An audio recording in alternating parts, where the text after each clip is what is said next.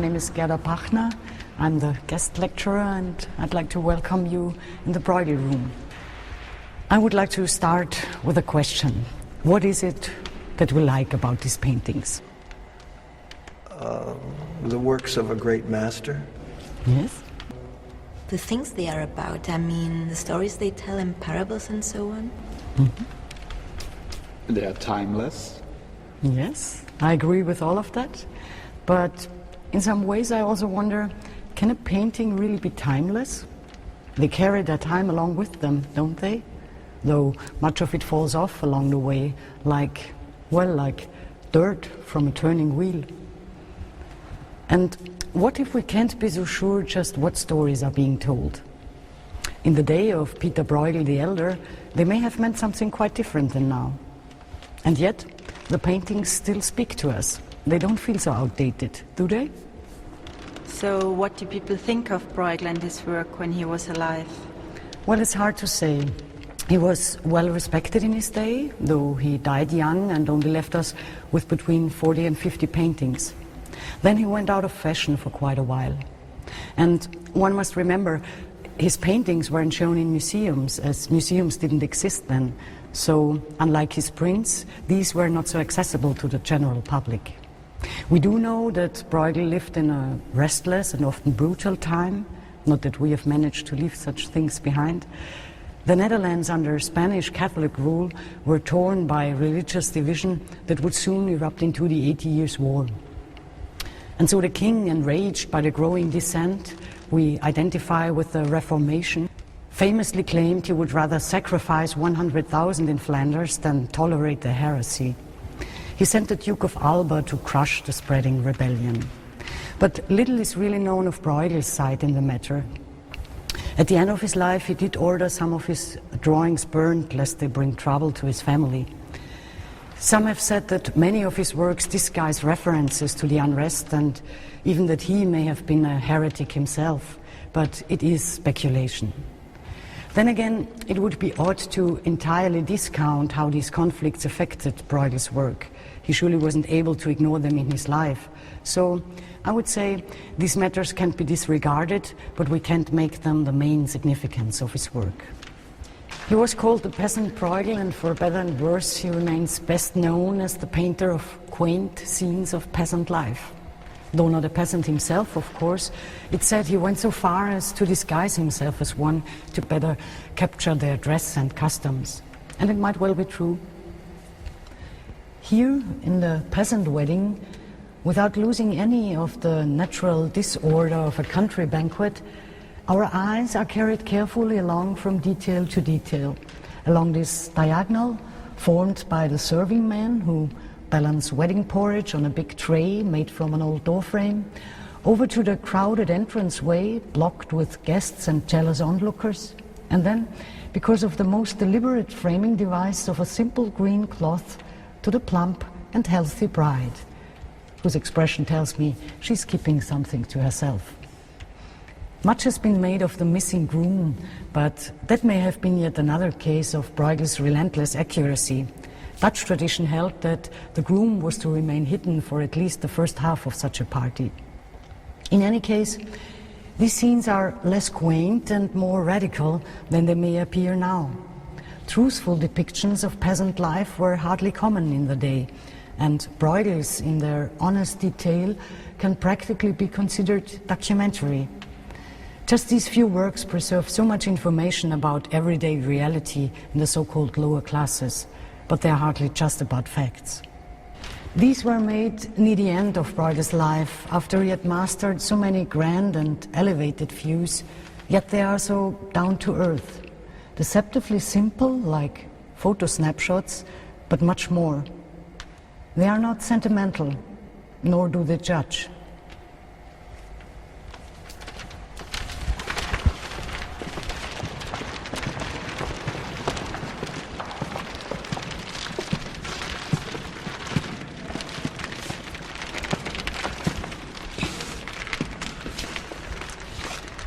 To fully appreciate these, one must imagine a time where such a thing as a landscape painting had never really existed in the West.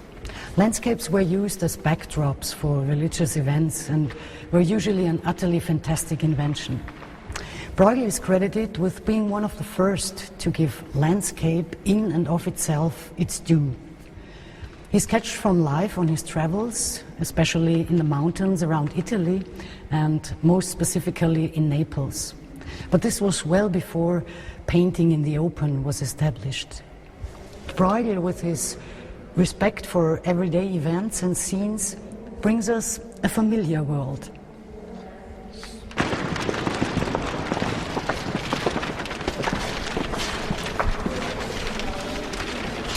Here we have the battle between Carnival and Lent, children's games, and the Tower of Babel. Sometimes Brueghel gives us a world made from the union of the fantastic and the real, so that one becomes the other.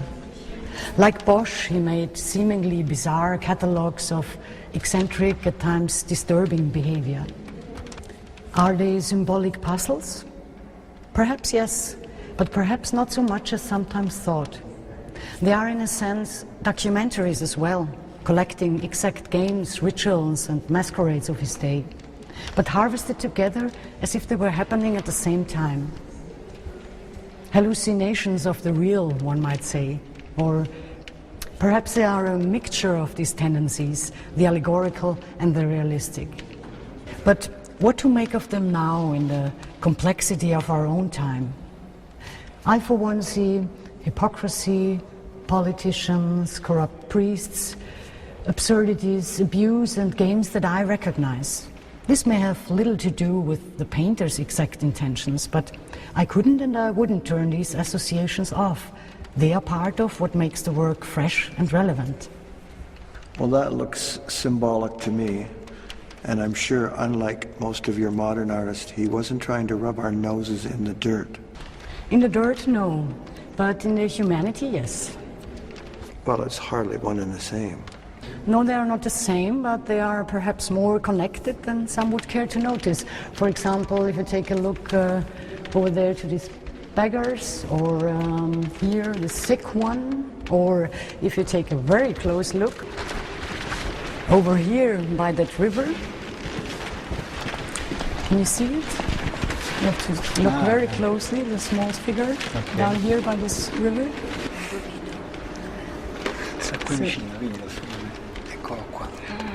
Yes, it is. You see it? Mm-hmm.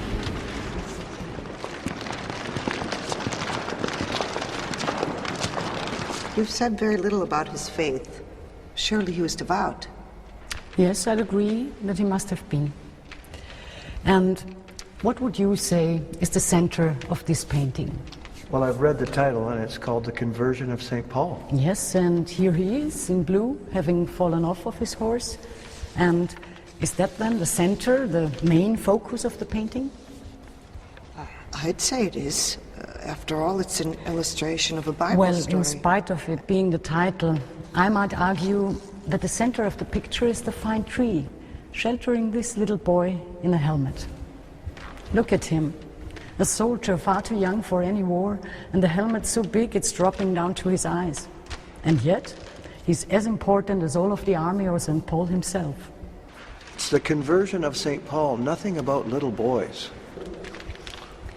Well, in considering if I'm wrong about Brueghel and the saint, you might also wish to consider the importance he's giving to the rear end of this horse or this one, which could just as easily draw one's eye as St. Paul.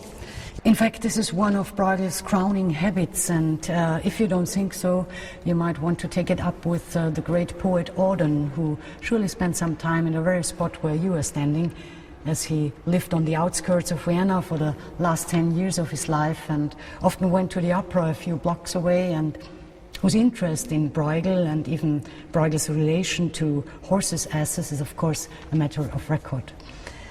Which is to say, I highly recommend Auden's poem about the painting Landscape with the Fall of Icarus. And what I'm trying to point out is simply that this happens again and again with Brueghel. Over there, for example, the procession to Calvary, and Christ, hard to even find in a picture crowded with the crowd, with people going about their own business, most of whom don't even spare a glance for the Son of God. And this strikes some of us a rather advanced treatment, and Brueghel, therefore, is a very original artist, an amazing link between the medieval and the modern. Well, I could just say that, for me, this little boy is the center of the turning earth, and perhaps we leave it at that. There's no reason we all have to share my opinion.